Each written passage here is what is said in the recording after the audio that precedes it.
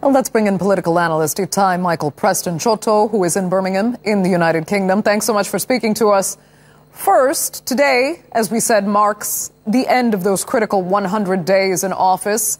Mnangagwa seems to have hit the ground running, but what do you think he's actually achieved?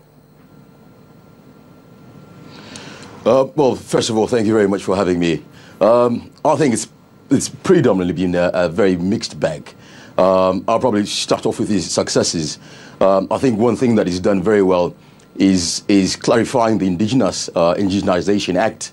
So he's brought greater clarity to it. He's brought better credibility to it as well. I think one thing that investors don't want is uncertainty. So in terms of the indigenization policy, I think he's clarified it quite well. But also, I think importantly, he's managed to provide free medical care to vulnerable people of our communities. And also, significantly, he's managed to decrease the number of police roadblocks in and around the country, which is quite good in terms of social impact there. But I also think there are some missed opportunities. Firstly, I think I'll start off with his own cabinet.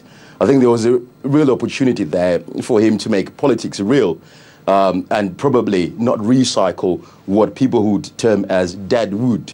I think there was an opportunity to usher in people that are quite competent, people that I would call A-listers, that will be able to spearhead his vision, as well as creating macroeconomic stability. But in terms of foreign policy, I think the mantra of Zimbabwe is open for business has been widely well received. But what we're waiting for now is not only rhetorical intention, but also demonstrated behavior by not just rhetorically saying Zimbabwe is open for business.